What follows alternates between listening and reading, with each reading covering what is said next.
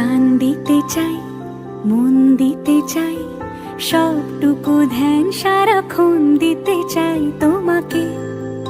Hello everyone, this is me Asha Chowdhury. Welcome to my new blog. আজকের ব্লগটি থাকতেছে আমার বার্থডে নিয়ে। আর আজকে আমার জন্মদিন। আমার জন্মদিনের দিন সবাই কোথায় গেলাম, কি করলাম, সব কিছু মিলে থাকছে আজকের ব্লগটি। সো সকালে ঘুম থেকে উঠেই আমি আমার রান্নাঘরে চলে আসলাম। তারপর এসে ফ্রেশ হয়ে আমি একটু কফি করে খেলাম, কেননা কফি ছাড়া আমার সকালটা শুরু করা অসম্ভব হয়ে যায়। সকালে উঠে আমার চা বা কফি দুইটা একটাই লাগবে। তারপর আমি ছাদে উঠবো, ছাদে উঠে কুয়াশার মধ্যে একটু চা খাবো, গাছগুলোকে দেখবো, তারপরে এসে আমি রান্নায় যোগ দেবো। সো আজকে সারাদিনটা আমার এভাবেই কাটলো। তারপর সন্ধ্যার পর আমি বের হয়েছি, আমি আমার ছেলে মেয়ে সবাই মিলে আমরা এখানে বের হয়েছি, একটা রিসোর্টে যাব। সেখানে গিয়ে আমরা কিছুক্ষণ আড্ডা দিব, ঘুরবো, তারপর খাবো। আর যাওয়ার আগে আমি রাস্তার পাশে ফুল দেখে আমি লোভ সামলাতে পারলাম না, তাই তো আমি আমার পছন্দের ফুলটা কিনে নিলাম। আর আপনারাই বলেন এই ফুলটার নাম কি? আর ফুল দেখলে আমরা মেয়েরা বরাবরই পাগল হয়ে যাই। লিলি লিলি আমার অনেক পছন্দের ফুল, যার কারণে আমি এই ফুলটা দেখে লোভ সামলাইতে পারি না। আর এখানে এত ভ্যারাইটির ফুল ছিল, মাশাআল্লাহ অনেক সুন্দর ফুলগুলো দেখতে। যাই হোক, তারপর আমরা আবার রিসোর্টের উদ্দেশ্যে রওনা দিলাম। রিকশায় যাচ্ছিলাম, আমার ছেলে আর আমার হাজব্যান্ড বাইকে যাচ্ছিল। তো এখানে যেতে যেতে আমি একটা ভিডিও শ্যুট করে নিচ্ছিলাম, কারণ রাতের লাইটিং আমার কাছে অনেক ভালো লাগে শহরে।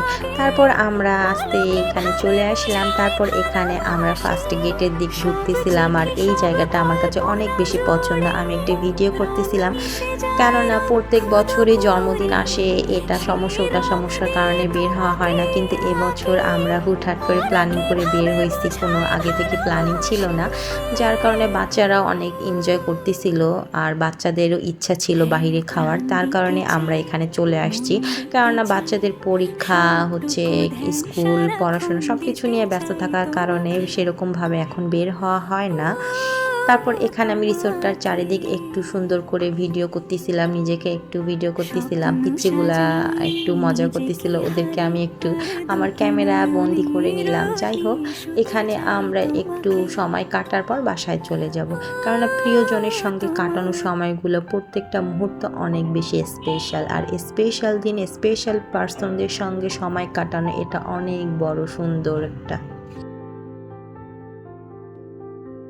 তারপর এখানে আমরা খাবার অর্ডার দিতেছিলাম, আমিও একটু সুর নিতেছিলাম, কারণ এখানে খাবার অর্ডার দেওয়ার আগে আমি একটু ভিডিও করতেছিলাম। আমার হাজব্যান্ডকে নিতেছিলাম, সেও অনেক ব্যস্ত ছিল, কি অর্ডার করবে, বাচ্চারা কি খাবে, সব কিছু মিলায়।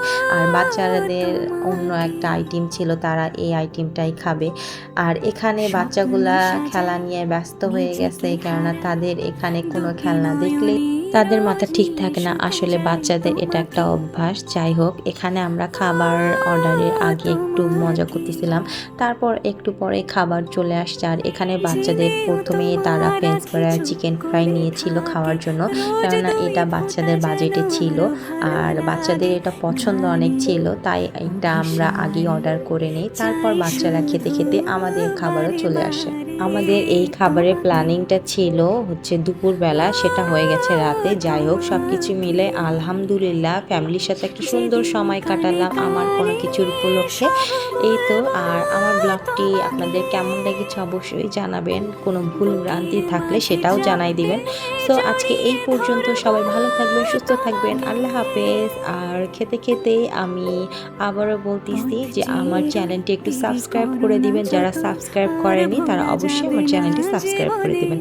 আর আমি এখানে একটু মিররের সামনে একটু ঢং করতেছিলাম। সো এই পর্যন্ত, সবাই ভালো থাকবেন, সুস্থ থাকবেন, আল্লাহ হাফেজ।